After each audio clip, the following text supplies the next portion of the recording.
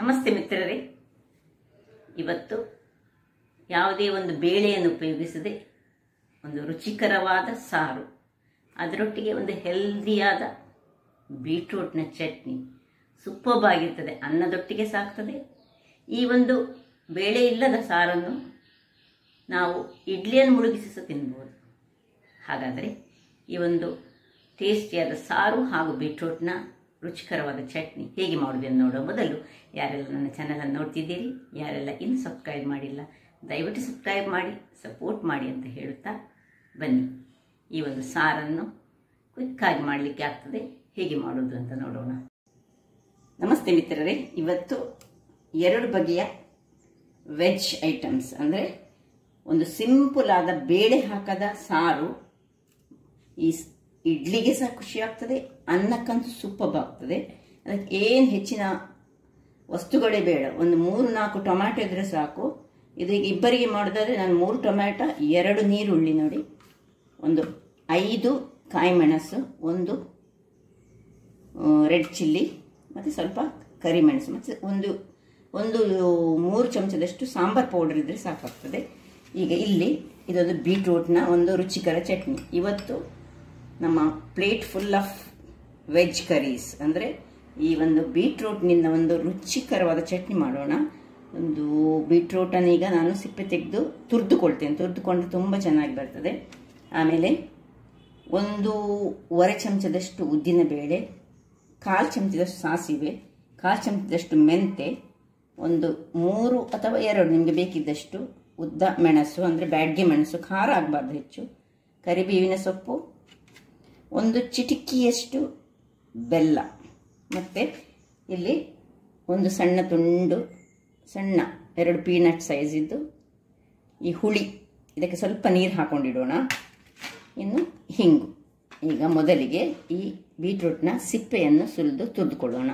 ನಾನೀಗ ತುರಿದುಕೊಳ್ಳುವ ಮೊದಲು ನಮಗೆ ಕ್ವಿಕ್ಕಾಗಿ ಆಗಬೇಕಿದ್ರೆ ಇದನ್ನು ತೊಳೆದಿಟ್ಟುಕೊಂಡಂತಹ ಟೊಮ್ಯಾಟೊ, ಈ ನೀರುಳ್ಳಿ, ಬೇಕಿದ್ದ ಟೊಮ್ಯಾಟೊವನ್ನು 2 ಭಾಗಗಳಾಗಿ ನಾವು ಮಾಡ್ಕೊಳ್ಬೋದು. ನೋಡಿ, ಹೀಗೆ ಮಾಡಿದರೆ ಆಯಿತು.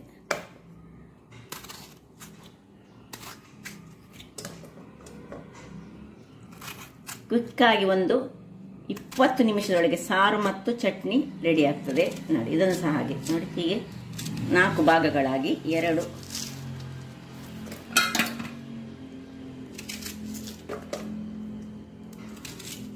ಇನ್ನು ನೋಡಿ, ಇಲ್ಲಿ 5 ಕಾಯಿ ಮೆಣಸು. ಈ ಒಂದು ಮೆಣಸನ್ನು ಸ್ವಲ್ಪ ನೀರಿನಲ್ಲಿ ತೊಳೆದುಕೊಂಡು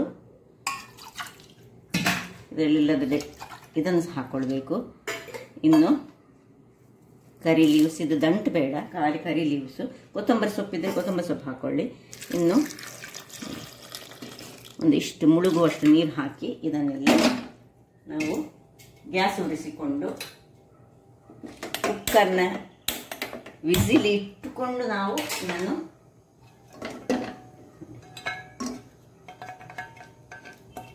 ಬೇಯಿಸ್ಕೊಳ್ಳೋಣ.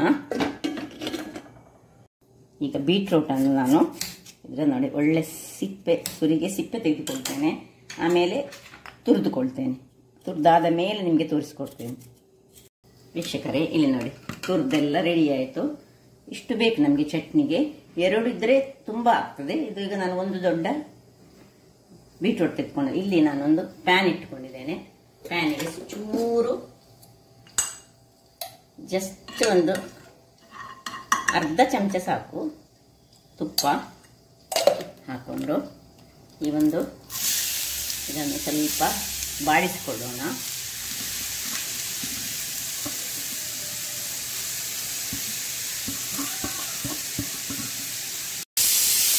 ಈಗ ಬಾಡಿಸುವಾಗ ಇಲ್ಲಿ ನೋಡಿ, ಇದು ಒಂದು ವಿಸಿಲ್ ಆಯಿತು. ಇನ್ನೊಂದು ವಿಸಿಲ್ ಆಗಲಿ, ಅಷ್ಟು ತನಕ ನಾವು ಇಲ್ಲಿ ಬಾಡಿಸ್ಕೊಳ್ಳೋಣ. ಇದು ಚಟ್ನಿ ಬೇರೆ, ನಮ್ಮದು ಸಾರು ಬೇರೆ. ಅಂದರೆ ಇವತ್ತು ನಾವು ಅನ್ನದೊಟ್ಟಿಗೆ ಬೀಟ್ರೂಟ್ ಚಟ್ನಿ ಮತ್ತು ಬೇಳೆ ಹಾಕದೆ ಮಾಡುವಂತಹ ಸಾರನ್ನು ಮಾಡ್ತಿದ್ದೇವೆ. ಬಹಳ ಟೇಸ್ಟಿಯಾಗಿ ಬರ್ತದೆ. ಊಟ ಮಾಡಲಿಕ್ಕಂತೂ ಬಹಳ ಖುಷಿ ಆಗ್ತದೆ. ಅಪರೂಪಕ್ಕೊಮ್ಮೆ ನಾವು ಈ ಮೀನಿನ ಪದಾರ್ಥ ಇಲ್ಲದಾಗ ಈ ಒಂದು ಸಿಂಪಲ್ ಅಥವಾ ಏನು ಹೆಚ್ಚು ವೆಜಿಟೇಬಲ್ಸ್ಗಳು ಇಲ್ಲದಾಗ ಇದನ್ನು ನಾವು ಮಾಡ್ಬೋದು. ಈಗ ಇದಕ್ಕೆ ಒಂಚೂರು ಉಪ್ಪನ್ನು ಹಾಕೊಳ್ತಿದ್ದೇನೆ. ಉಪ್ಪು ಹಾಕಿದ ಕೂಡಲೇ ಅದು ಸ್ವಲ್ಪ ನೀರು ಬಿಡ್ತದೆ. ಸ್ವಲ್ಪ ಉಪ್ಪನ್ನು ಹಾಕ್ಕೊಂಡು ಪುನಃ ಚೆನ್ನಾಗಿ ಸ್ವಲ್ಪ ಫ್ರೈ ಮಾಡ್ತೇನೆ. ಇಲ್ಲಿ ನೋಡಿ 2 ವಿಸಿಲ್ ಆಯಿತು. ಇದನ್ನೀಗ ಆಫ್ ಮಾಡಿಕೊಂಡು ನಾನು ಇದು ತಣ್ಣಗಾಗಲಿ ಬಿಡ್ತೇನೆ. ಇದು ಇಲ್ಲಿ ಫ್ರೈ ಆಗ್ತಾ ಉಂಟು. ಇಲ್ಲಿ ನೋಡಿ ಬೀಟ್ರೂಟು ಒಳ್ಳೆ ಫ್ರೈ ಆಯಿತು. ಈಗ ಇದನ್ನು ಸಾಕು. ಇದನ್ನು ಪಕ್ಕಕ್ಕಿಟ್ಟು ಇದೇ ಒಂದು ಒಲೆಯಲ್ಲಿ ಇದು ಸ್ವಲ್ಪ ತಣ್ಣಗಾಗಲಿ ಬಿಡೋಣ. ಈ ಮಸಾಲೆಗೆ ಏನು ಬೇಕು ಬೀಟ್ರೂಟಿನ ಅದನ್ನು ಇಟ್ಕೊಳ್ಳೋಣ. ಇದರಲ್ಲಿ ಸ್ವಲ್ಪ ನನ್ನದು ಒಗ್ಗರಣೆ ಹಾಕುವಂಥ ಪಾತ್ರೆ ಇದೆ ಹೆಚ್ಚಾಗಿ. ಇದರಲ್ಲಿ 1 ಚಮಚದಷ್ಟು ಎಣ್ಣೆ ಹಾಕ್ಕೊಳ್ತಿದ್ದೇನೆ. ಸ್ವಲ್ಪ ಹೆಚ್ಚು ಬೇಕಿದ್ರೆ ಹೆಚ್ಚು ಹಾಕ್ಕೊಳ್ಬೋದು ನೀವು ಎಣ್ಣೆ. ಅದರಲ್ಲಿ ಈಗ ಮಸಾಲೆ ಹುರಿಯೋಣ. ಸುರಿಗೆ ಉದ್ದಿನ ಬೇಳೆಯನ್ನು ಹಾಕ್ಕೊಳ್ತಿದ್ದೇನೆ. ಉದ್ದಿನ ಬೇಳೆ, 1/4 ಚಮಚ ಮೆಂತೆ, 1/4 ಚಮಚ ಸಾಸಿವೆ, ಇಷ್ಟನ್ನು ಸುರಿಗೆ ಹಾಕ್ಕೊಂಡು ಸಣ್ಣ, ಹೆಚ್ಚು ದೊಡ್ಡ ಉರಿ ಬೇಡ, ಹದಾ ಉರಿಯಲ್ಲಿ ನಾವು ಇದನ್ನು ಸ್ವಲ್ಪ ಫ್ರೈ ಮಾಡ್ಕೊಳ್ಳೋಣ. ಇಷ್ಟು ಫ್ರೈ ಆಗುವಾಗ ಸ್ವಲ್ಪ ಕರಿಬೇವಿನ ಸೊಪ್ಪು, ಇದು ಆಪ್ಷನಲ್, ಬೇಕಿದ್ರೆ ಹಾಕ್ಕೊಳ್ಬೋದು. ಮತ್ತು ಈ ಮೆಣಸು, ನಿಮಗೆ ಖಾರ ಹೆಚ್ಚು ಬೇಕಿದ್ರೆ ಇನ್ನು ಹೆಚ್ಚು ಮೆಣಸು ಹಾಕ್ಬೋದು, ಕಮ್ಮಿ ಆದರೆ ಕಮ್ಮಿ. ಹಾಗೆ ಖಾರ ಮೆಣಸಿನದು ಇಷ್ಟಂತೇಳಿ ಇಲ್ಲ. ಸೊ ಮೆಣಸನ್ನು ಕೊನೆಯದಾಗಿ ಹಾಕ್ಕೊಳ್ಬೇಕು. ಯಾಕೆ ಹೇಳಿದರೆ ಅದು ಕರಟಿ ಹೋಗಬಾರ್ದು ಸಣ್ಣ ಇದರಲ್ಲಿ. ಸೊ ಹೀಗೆ ಉಬ್ಬಿ ಬರುವ ತನಕ ಇದನ್ನು ಫ್ರೈ ಮಾಡೋಣ. 1 ನಿಮಿಷದಲ್ಲಿ ಉಬ್ಬುತ್ತದೆ ನೋಡಿ. ಸಾಸಿವೆ ಪಟಪಟ ಹೇಳ್ತಾ ಉಂಟು. ಇಲ್ಲಿ ಮೆಣಸು ಉಬ್ಬಿ ಬರ್ತಾ ಹೋಗುವಾಗ ಈಗ ಕೊನೆಯದಾಗಿ ನಾವು ಸ್ವಲ್ಪ ಹಿಂಗನ್ನು ಹಾಕ್ಕೊಂಡು, ಇದು ಪುಡಿ ಹಿಂಗು ಅದರಿಂದಾಗಿ ಕೂಡಲೇ ಆಫ್ ಮಾಡ್ಕೊಳ್ಳೋಣ, ಅದು ಹೆಚ್ಚು ಕರಟಬಾರದು. ಸೊ ಆಫ್ ಮಾಡಿಕೊಂಡು ಇನ್ನು ನೋಡಿ ಮೆಣಸು ಹೇಗೆ ಉಬ್ಬಿ ಬಂದಿದೆ, ತಣ್ಣಗಾಗಲು ಬಿಡೋಣ. ವೀಕ್ಷಕರೇ ನೋಡಿ, ಇಲ್ಲಿ ಈ ಬೀಟ್ರೂಟ್ ಸಹ ತಣ್ಣಗಾಗಿದೆ. ಈ ಒಂದು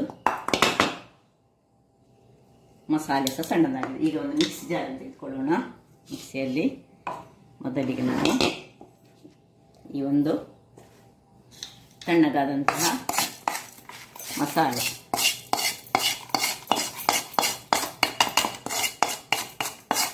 ಹಾಕೊಂಡು ಇದಕ್ಕೆ ಸ್ವಲ್ಪ ಹುಳಿಯ ಅಥವಾ ಹುಳಿಯ ನೀರು, ನೀವು ನೀರು ಹಾಕಿ ಹುಳಿಯನ್ನು ಇದು ಮಾಡಿಕೊಂಡಿದ್ದರೆ ಹುಳಿಯ ನೀರಲ್ಲ, ನಾನೀಗ ಹುಳಿಯನ್ನೇ ಸಣ್ಣ ತುಂಡು 1-2 ಪೀನಟ್ ಹಾಕೋದು, ಒಂದು ಈ ಸಣ್ಣ ತುಂಡು ಬೆಲ್ಲ ಆಪ್ಷನಲ್ಲಿ, ಬೇಕಿದ್ರೆ ಹಾಕೊಳ್ಬೋದು. ಒಂದು ಚೂರು ಉಪ್ಪು, ಇಷ್ಟನ್ನು ಹಾಕ್ಕೊಂಡು ಮೊದಲಿಗೆ ನಾನು ಜಸ್ಟ್ ಒಂದು ಕೋಸ್ಲಿ ಗ್ರೈಂಡ್ ಮಾಡಿ ತರ್ತೇನೆ. ಇಲ್ಲಿ ನೋಡಿ, ಇದು ಇಷ್ಟು ಗ್ರೈಂಡ್ ಆಗುವಾಗ ಸ್ವಲ್ಪ ನೋಡಿ, ನಾವು ಏನು ಮಸಾಲೆ ಮಾಡಿದ್ದೇವೆ ಅದರಲ್ಲಿ ಹಿಂಗಿನ ಅಂಶ ಎಲ್ಲ ಅದರಲ್ಲೇ ಉಂಟು. ಸ್ವಲ್ಪ ನೀರನ್ನು ಹಾಕ್ಕೊಳ್ತಿದ್ದೇನೆ. ಹಾಕ್ಕೊಂಡು ಇದನ್ನು ಸ್ವಲ್ಪ ಹಾಕ್ಕೊಂಡು ಇನ್ನೊಮ್ಮೆ ಗ್ರೈಂಡ್ ಮಾಡ್ತೇನೆ. ನೋಡಿ ಈ ರೀತಿಯಾಗಿ ಬರ್ತದೆ. ತುಂಬ ನೀರು ಹಾಕ್ಕೊಳ್ಳಿಕ್ಕೆ ಹೋಗಬೇಡಿ, ನಿಮಗೆ ಕಾಣ್ಬೋದು ನೋಡಿ.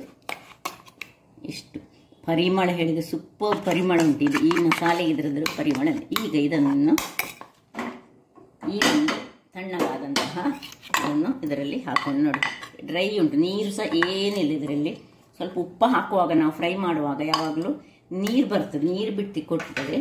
ಬಟ್ ನಾವು ಅದನ್ನು ಸ್ವಲ್ಪ ಡ್ರೈ ಮಾಡಿಕೊಳ್ಬೇಕು, ನೀರು ಇರಬಾರ್ದು ತುಂಬ. ಚಟ್ನಿ ಹೇಳಿದೆ ಇದು ನೀರು ಚಟ್ನಿ ಅಲ್ಲ, ಒಂದೊಮ್ಮೆ ಡ್ರೈ ಚಟ್ನಿ.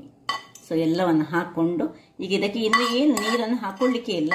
ಸೊ ಅದನ್ನು ಹಾಕಿ ನಾನೀಗ ಮುಚ್ಚಳವನ್ನು ಮುಚ್ಚಿ ಅದನ್ನು ಗ್ರೈಂಡ್ ಮಾಡಿ ಒಂದು ಕೋಸ್ಲಿ ಗ್ರೈಂಡ್. ವೀಕ್ಷಕರೇ ಇಲ್ಲಿ ನೋಡಿ, ಚಟ್ನಿ ರೆಡಿ ಆಯಿತು.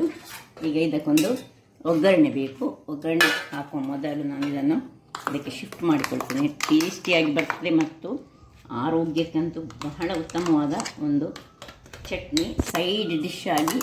ಈಗ ನಾನು ಅದಕ್ಕೆ ಮಾಡೋ ಸಾರು ಸೂಪರ್ಬ್ ಆಗಿ ಬರ್ತದೆ. ಈಗ ಇದಕ್ಕೊಂದು ಸಣ್ಣ ಪರಿಮಳದ ಒಗ್ಗರಣೆ, ಏನಿಲ್ಲ, ಸಿಂಪಲ್ ಆಗಿ ಕೊಡುವಂಥದ್ದು. ನೋಡಿ, ಇಲ್ಲಿ ಇದನ್ನು ಇಟ್ಟುಕೊಂಡಿದ್ದೇನೆ. ಇದಕ್ಕೆ ಒಂದೇ ಒಂದು ಚಮಚದಷ್ಟು ಎಣ್ಣೆಯನ್ನು ಹಾಕ್ಕೊಳ್ತಿದ್ದೇನೆ.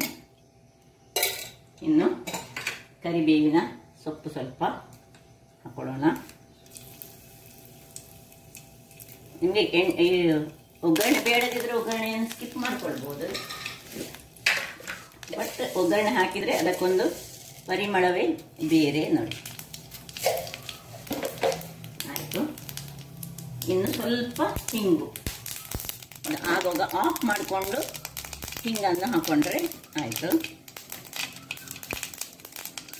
ಆಫ್ ಮಾಡಿ ಹಿಂಗೆ ಹಾಕ್ತಿದ್ದೇನೆ ಸಾಕು. ಇಲ್ಲಿ ಬೇಕಿದ್ರೆ ಒಣಮೆಣಸನ್ನು ಒಂದು ಬೇಕಿದ್ರೆ ಹಾಕೊಳ್ಬೋದು ನೀವು. ಸೊ ಇದನ್ನೀಗ ಇದಕ್ಕೆ ಶಿಫ್ಟ್ ಮಾಡ್ಕೊಳ್ಳೋಣ.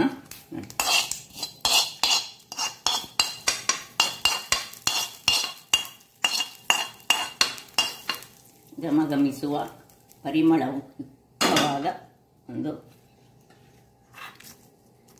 ಬೀಟ್ರೂಟ್ ಚಟ್ನಿ ರೆಡಿ ಆಯಿತು. ಈಗ ಇನ್ನು ಇದಕ್ಕೆ ಊಟ ಮಾಡುವಾಗ ಸಾರು ಬೇಕಲ್ಲ, ಒಂದು ಸಾರು ಈಗ ರೆಡಿ ಮಾಡ್ಕೊಳ್ಳೋಣ. ವೀಕ್ಷಕರೇ, ಇಲ್ಲಿ ನೋಡಿ, ಇದು ಒಳ್ಳೆ ತಣ್ಣಗಾಗಿದೆ. ಈಗ ಇದನ್ನು ಇನ್ನು ಸ್ವಲ್ಪ ಪೂರ್ತಿ ತಣ್ಣಗಾಗಬೇಕಿದ್ದು. ಈಗ ವೀಕ್ಷಕರೇ ನೋಡಿ, ನಾನು ತಣ್ಣಗಾಗಲಿಕ್ಕೆ ಕುಕ್ಕರ್ನಿಂದ ತೆಗೆದು ಒಂದು ಪಾತ್ರೆಗೆ ಹಾಕೊಂಡೆ, ಇಲ್ಲದಿದ್ದರೆ ಅದು ಬೇಗ ತಣ್ಣಗಾಗುವುದಿಲ್ಲ. ಈಗ ಇದನ್ನು ಒಂದು ಸಣ್ಣ ಮಿಕ್ಸಿ ಜಾರಿಗೆ ಅಥವಾ ದೊಡ್ಡ ಮಿಕ್ಸಿ ಜಾರ್ ಬೇಕಿದ್ರೆ ಇದರದ್ದು ಎಲ್ಲ ಅಂಶಗಳು ಏನೆಲ್ಲ ಉಂಟು, ಟೊಮೆಟೊ, ನೀರುಳ್ಳಿ, ಮೆಣಸು, ಕರಿಬೇವಿನ ಸೊಪ್ಪು, ಇವುಗಳನ್ನೆಲ್ಲ ಇದರಿಂದ ಒಂದು ಮಿಕ್ಸಿಗೆ ಹಾಕ್ಕೊಂಡು, ನೀರು ಬೇಕಂತಿಲ್ಲ, ಸ್ವಲ್ಪ ನೀರು ಬಿದ್ದರೆ ಸಾಕು. ಇದನ್ನೆಲ್ಲ ನಾನೊಂದು ಒಳ್ಳೆ ಫೈನಾದ ಪೇಸ್ಟ್ ಮಾಡಿ ತರ್ತೇನೆ. ವೀಕ್ಷಕರೇ, ಆ ಸಣ್ಣ ಮಿಕ್ಸಿಯಲ್ಲಿ ನನಗೆ ಆಗಲಿಲ್ಲ, ಅದಕ್ಕೋಸ್ಕರ ಈಗ ಅದನ್ನು ನಾನು ದೊಡ್ಡ ಮಿಕ್ಸಿ ಶಿಫ್ಟ್ ಮಾಡಿಕೊಂಡು ಹಾಕ್ಕೊಂಡೆ. ನೋಡಿ, ಹೀಗೆ ಆಯಿತು. ಈಗ ಇದಕ್ಕೆ ಸ್ವಲ್ಪ ಒಂದು ಸಣ್ಣ ಲಿಂಬೆ ಗಾತ್ರದ ಹುಳಿಯನ್ನು ಹಾಕ್ಕೊಳ್ತಿದ್ದೇನೆ. ಇನ್ನು ನೋಡಿ, ಸ್ವಲ್ಪ ನೀರನ್ನು ಹಾಕ್ಕೊಂಡು ಪುನೊಮ್ಮೆ ಗ್ರೈಂಡ್ ಮಾಡ್ಕೊಂಡು ತರ್ತೇನೆ. ಓಕೆ ವೀಕ್ಷಕರೇ, ನೋಡಿ ಒಳ್ಳೆ ಗ್ರೈಂಡ್ ಆಗಿ ಬಂತು. ಈಗ ಇದನ್ನು ಪಕ್ಕಕ್ಕಿಟ್ಟುಕೊಂಡು ಇಲ್ಲೊಂದು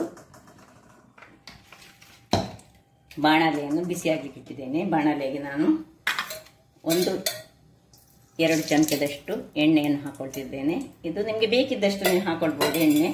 ಇನ್ನು ನಾವು ಈ ಬೆಳ್ಳುಳ್ಳಿಯನ್ನು ಆಗ ಹಾಕ್ಕೊಳ್ಳಿಲ್ಲ, ಹಾಗಾಗಿ ಇಲ್ಲದಿದ್ದರೆ ಬೇಯುವಾಗಲೇ ನೀವು ಬೆಳ್ಳುಳ್ಳಿಯನ್ನು ಹಾಕ್ಕೊಂಡು ಮಾಡ್ಬೋದು, ಅಥವಾ ಬೆಳ್ಳುಳ್ಳಿ ಇಲ್ಲದೆ ಸಹ ಮಾಡ್ಕೊಳ್ಬೋದು. ಈಗ ಬೆಳ್ಳುಳ್ಳಿ ಒಂದು 4 ಬೆಳ್ಳುಳ್ಳಿಯನ್ನು ಜಜ್ಜಿಕೊಂಡು ಇದಕ್ಕೆ ಹಾಕ್ಕೊಳ್ತಿದ್ದೇನೆ. ಬೆಳ್ಳುಳ್ಳಿಯೊಟ್ಟಿಗೆ ಸ್ವಲ್ಪ ಕರಿಬೇವಿನ ಸೊಪ್ಪು, ಉರಿ ಸಣ್ಣದಿರಲಿ, ಯಾಕಂದರೆ ಕರಟಬಾರ್ದು ಯಾವತ್ತ. ಇನ್ನು ಸ್ವಲ್ಪ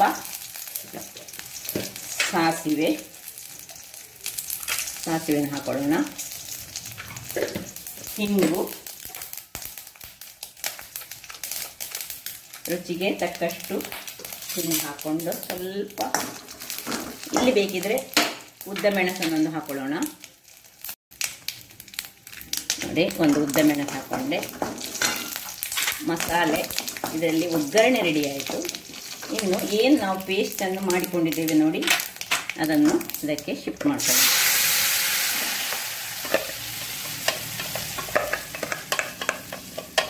ನೋಡಿ ಹೇಗೆ ಕಲರ್ ಬಂತು ನೋಡಿ. ಇದು ಟೊಮೆಟೊ ಮತ್ತು ಇದಕ್ಕೆ ಇಲ್ಲಿ ನಮ್ಮ ನೀರು ನಾವು ಏನು ಉರಿಸಿಕೊಂಡಿದ್ದೇವೆ ನೋಡಿ, ಆಗ ಬೇಯಿಸಿದ ನೀರು ಇದನ್ನು ಸಹ ಹಾಕ್ಕೊಂಡು ಇದನ್ನು ರೆಡಿ ಮಾಡಿ ಇಟ್ಕೊಳ್ಳೋಣ. ಸ್ವಲ್ಪ ಇದು ಇದರಲ್ಲಿ ಒಗ್ಗರಣೆಯಲ್ಲಿ ಫ್ರೈ ಆಗಬೇಕು. ಒಗ್ಗರಣೆಯಲ್ಲಿ ಸ್ವಲ್ಪ ಫ್ರೈ ಆಗಿ ಒಂದು ಕುದಿ ಬರಲಿ ಅದರಲ್ಲಿ. ಆಮೇಲೆ ಈ ಒಂದು ಬಿಸಿ ನಾವು ಬೇಯಿಸಿದ ನೀರು, ಇಲ್ಲಿ ಬೇಕಿದ್ರೆ 1 ಚಮಚದಷ್ಟು ಮೆಣಸಿನ ಪುಡಿ ಹಾಕೊಳ್ಬೋದು, 1 ಚಮಚದಷ್ಟು ಈ ಕೊತ್ತಂಬರಿ ಪುಡಿ ಹಾಕೊಳ್ಬೋದು ಬೇಕಿದ್ರೆ, ಅಥವಾ ನಿಮ್ಮ ಹತ್ರ ಸಾರಿನ ಪುಡಿ ಇದ್ರೆ ಸಾರಿನ ಪುಡಿ ಹಾಕೊಳ್ಬೋದು. ನೋಡಿ ಹೀಗೆ ಎಷ್ಟು ದಪ್ಪ ಬಂತು ನೋಡಿ, ಎಷ್ಟು ದಪ್ಪ. ನಾನು 1 ಚಮಚದಷ್ಟು ಸಾರಿನ ಪುಡಿಯನ್ನು ಅದರೊಟ್ಟಿಗೆ ಹಾಕೊಳ್ತೇನೆ. 1 ಚಮಚದಷ್ಟು ಸಾರಿನ ಪುಡಿ ಮತ್ತು ಇದು ಉಪ್ಪು, ರುಚಿಗೆ ತಕ್ಕಷ್ಟು ಉಪ್ಪು ಹಾಕಿ ಇದೀಗ ತುಂಬ ದಪ್ಪ ಆಗಿದೆ ನೋಡಿ. ಇದಕ್ಕೆ ಪುನಃ ಒಂದು ಎಷ್ಟು ಗ್ಲಾಸ್ ನಿಮಗೆ ನೀರು ಬೇಕು, ಎಷ್ಟು ತೆಳುವಾಗಿ ಸಾರು ಬೇಕು ನೋಡಿ. ಮಿಕ್ಸಿಗೆ ತೊಳೆದ ನೀರನ್ನು ಹಾಕ್ಕೊಂಡು ನಾವು ಇನ್ನು ಸ್ವಲ್ಪ ಹಾಕೊಳ್ಳೋಣ.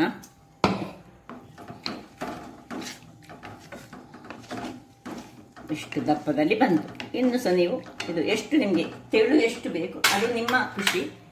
ದಪ್ಪ ಬೇಕಿದ್ರೆ ಸ್ವಲ್ಪ ದಪ್ಪದಲ್ಲಿ ಇಡ್ಬೋದು, ತೆಳು ಬೇಕಿದ್ರೆ ತೆಳು ಇಡ್ಬೋದು. ಇನ್ನು ವೀಕ್ಷಕರೇ, ಇದು ಕುದಿಲಿಕ್ಕೆ ಬಿಡುವ ಮೊದಲು, ಇದಕ್ಕೆ ಮುಚ್ಚಳವನ್ನು ಮುಚ್ಚುವ ಮೊದಲು ನಾವು ಒಂದು ತುಂಡು ಬೆಲ್ಲ ಇದಕ್ಕೆ ಹಾಕ್ಕೊಂಡು ಇನ್ನು ಒಳ್ಳೆ ಒಂದು 2-3 ನಿಮಿಷ ಚೆನ್ನಾಗಿ ಕುದಿಲಿ. ಮುಚ್ಚಳ ಮುಚ್ಚಿದೆ ವೀಕ್ಷಕರೇ. ಇಲ್ಲಿ ನೋಡಿ ಕುದೀತಾ ಉಂಟು, ಒಳ್ಳೆ ಕುದೀತದೆ ನೋಡಿ, ಹೇಗೆ ಕುದೀತಾ ಉಂಟು. ಇಷ್ಟು ಕುದ್ರೆ ಸಾಕು. ಸಪೋಸ್ ನಿಮ್ಮ ಹತ್ರ ಸಾರಿನ ಪುಡಿ ಇದಕ್ಕೆ ಇರದಿದ್ರೆ ನೀವು ಇದಕ್ಕೆ 1 ಚಮಚ ಮೆಣಸಿನ ಹುಡಿ, 1 ಚಮಚ ಕೊತ್ತಂಬರಿ ಪುಡಿ, ಅರ್ಧ ಚಮಚ ಜೀರ ಪುಡಿ ಮತ್ತು ಹಳದಿ ಪುಡಿ ಹಾಕಿದರೆ ಸಾಕಾಗ್ತದೆ. ಇದು ನಾನು 1 ಚಮಚದಷ್ಟು ಇದಕ್ಕೆ ಈ ಮೆಣಸಿನ ಪುಡಿ, ಇದು ಸಾರಿನ ಪುಡಿಯನ್ನು ಹಾಕೊಂಡಿದ್ದೇನೆ. ಇದಕ್ಕೆ ಬೇಕಿದ್ರೆ ಮೆಣಚೂರು ಖಾರ ಹೆಚ್ಚು ಬೇಕಿದ್ರೆ ಮೆಣಸಿನ ಪುಡಿ ಸಹ ಹಾಕೊಳ್ಬೋದು. ಮತ್ತು ಏನು ಬೇಡ, ಇದಕ್ಕೆ ಬೆಲ್ಲದೊಟ್ಟಿಗೆ ಹುಳಿಯೊಟ್ಟಿಗೆ ಅದು ಸೇರಿ ನೋಡಿ ಇದು ಹೇಗೆ ಆಯಿತು ನೋಡಿ. ಆಯಿತು, ಇದನ್ನೀಗ ಆಫ್ ಮಾಡ್ಕೊಳ್ತಿದ್ದೇನೆ. ಇನ್ನು ಸರ್ವ್ ಮಾಡೋಣ ನೋಡಿ. ಎಷ್ಟು ಚೆನ್ನಾಗಿ ಬರ್ತದೆ ಹೇಳಿದರೆ. ಇದರೊಟ್ಟಿಗೆ ಒಂದು ಚಟ್ನಿ ಇದ್ದರೆ ಸಾಕು.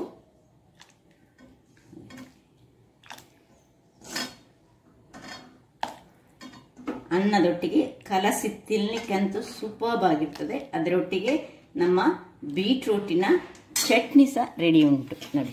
2 ಐಟಮ್ಗಳು ಇದ್ದರೆ ಬಿಳಿ ಅನ್ನ ಸಾಕ್ತದೆ, ಕುಚ್ಚಲಕ್ಕಿ ಅನ್ನ ಸಾಕ್ತದೆ, ಯಾವುದಕ್ಕೂ ಸಹ ಸೈ ಎನಿಸುವಂತಹ ಈ ಸಾರು, ಸಿಂಪಲ್ ಸಾರು, ಬೇಳೆ ಬೇಡ, ಏನು ಬೇಡ. ಹಾಗಾದರೆ ನೋಡಿದ್ರಲ್ಲ ವೀಕ್ಷಕರೇ, ನನ್ನ ಈ ಕುಕಿಂಗ್ ಚಾನಲ್ ನಿಮಗೆ ಇಷ್ಟ ಆದರೆ ಬೋಳೂರು ಸುವರ್ಣ ಚಾನಲನ್ನು ಲೈಕ್ ಮಾಡಿ, ಶೇರ್ ಮಾಡಿ ಹಾಗೂ ಸಬ್ಸ್ಕ್ರೈಬ್ ಮಾಡಿ ಹಾಗೂ ನನ್ನ ಇನ್ಸ್ಟಾಗ್ರಾಮ್ ಪೇಜನ್ನು ಫಾಲೋ ಮಾಡಿ. ಧನ್ಯವಾದಗಳು.